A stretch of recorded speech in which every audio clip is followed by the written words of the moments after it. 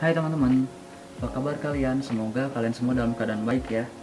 Sebelumnya perkenalkan kembali, saya Sanasari dan Gardiana. Saya mahasiswa Universitas Jenderal Ahmad Yani, Unjani, jurusan Informatika. Gimana menurut teman-teman pembahasan yang sebelum-sebelumnya? Nah, sebelumnya, buat teman-teman yang belum melihat pembahasan sebelumnya atau baru mampir, silahkan simak dulu pembahasan sebelumnya ya. Linknya ada di deskripsi. Gimana? Udah? Kalau udah, yuk kita langsung aja ke pembahasan selanjutnya. Stay tune.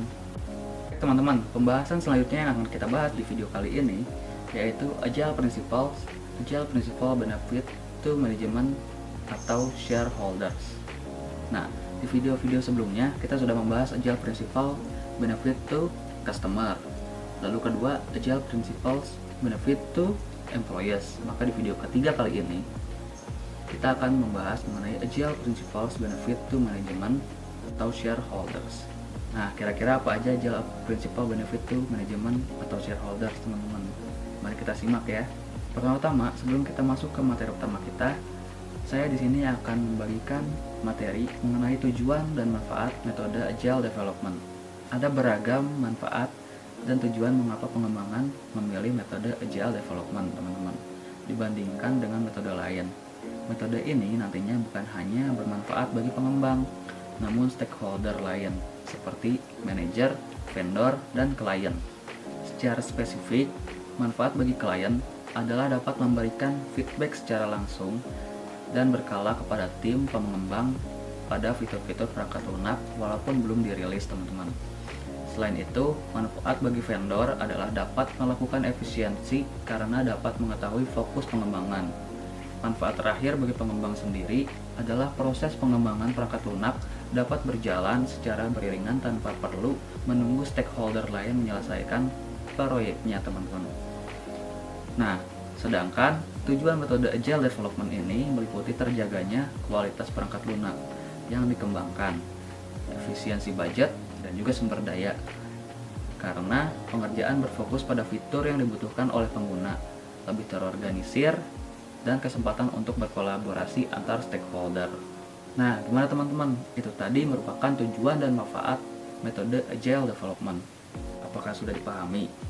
Nah, kalau sudah, kita akan lanjut ke materi utama kita, yaitu keunggulan metode Agile Development, khususnya benefit untuk manajemen atau shareholders.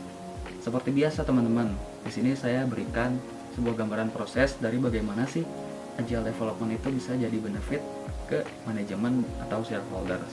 Di sini terdapat measure by working product, customer satisfaction, reflect and adjust, lalu deliver frequently, dan motivated individuals. Nah, proses-proses inilah yang nanti akan menjadi sebuah proses yang berulang dan menjadi siklus di mana Agile dapat memberikan benefit untuk manajemen atau shareholders. Nah, begitu teman-teman. Nah, teman-teman, bagi manajemen dan shareholders, keuntungan bagi mereka adalah metode ini dapat memberikan visibilitas bagi proyek yang sedang berlangsung. Pengembangan yang dilakukan akan sejalan dengan feedback dan kebutuhan dari konsumen. Selain itu, keuntungan lain adalah dapat memiliki kesempatan untuk memprioritaskan ataupun tidak memprioritaskan suatu pengembangan produk, dapat menghasilkan hasil pengembangan yang maksimal, dan juga dapat lebih efektif dalam merencanakan pengembangan dengan tidak terlalu banyak spekulasi. Nah, jadi dapat kita simpulkan teman-teman bahwa manfaat bagi manajemen atau shareholders, Agile Development ini memberikan, yang pertama, memberikan visibilitas bagi proyek yang sedang berlangsung. Lalu kedua, pengembangan berjalan sesuai feedback dan kebutuhan konsumen. Lalu selanjutnya ada memberikan kesempatan untuk memprioritaskan atau tidak memprioritaskan, teman-teman, untuk suatu pengembangan produk. Lalu yang selanjutnya ada mendapatkan hasil maksimal dari pengembangan tersebut. Lalu yang kelima ada manajemen atau shareholders juga dapat lebih efektif dalam merencanakan pengembangan dengan tidak terlalu banyak spekulasi yang ada.